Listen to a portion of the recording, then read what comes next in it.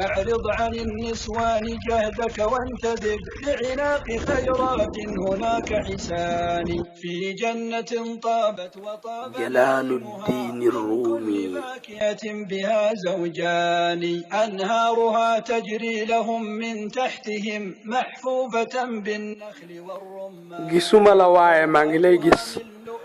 وزبرجد gisante ak bët gisante la waaye gisante xol dajee la للمتقين كواعب شبهن بالياقوت والمرجان بيض الوجوه شعورهن ku am xarit bu dëggu du soxla woo am seetu الثغور إذا ابتسمن ضواحكا هيف الخصور نواعم الأبدان خضر الثياب ثديهن نواهد صفر الحلي عواطر bu àdduna bépp tàkkoon ak leer nañu tamit ki nga xam ne xolam leer nekku ci du gis leer googu من خمر لذيذ شربها بأنامل الخدام والولدان لو تنظر الحوراء عند boo ma laajoon ne ma waa man ñaata yoon laa ñëw ci sa xel ma ne la benn yoon nga ñëw sama xel ndax ba nga ñëwee sama xel ba léegi génnoo ci بلذة شربها فرحان ولربما تسقيه كأسا ثانيا وكلاهما برضا بها حلوان dara nekkul sama diggante ak yow waaye diggante sama xol ak sa xol la lépp amee بجنات النعيم وأهلها إخوان صدق أيما إخوان جيران رب العالمين وحزبه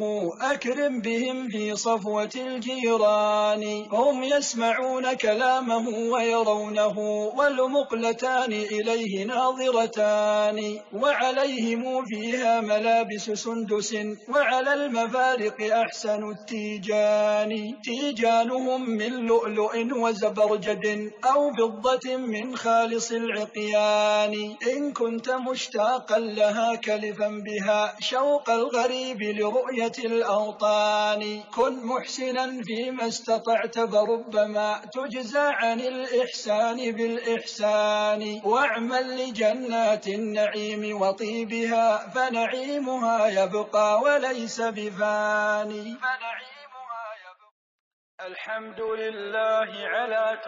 الحمد لله على تقديره وحسن ما صرف من أموره الحمد لله بحسن صنعه شكرا على إعطائه ومنعه خوف من يجهل من عقابه وأطمع العامل في ثوابه فضلنا بالعقل والتدبير وعلم ما يأتي من الأمور يا خير من يدعى لدى الشدائد ومن له الشكر مع المحامد أنت إلهي وبك التوفيق والوعد يبدي نوره التحقيق حسبك مما تبتغيه القوت ما أكثر القوت لمن يموت إن كان لا يغنيك ما يكفيك فكل ما في الأرض لا يغنيك الفقر بما جاوز الكفاف من عرف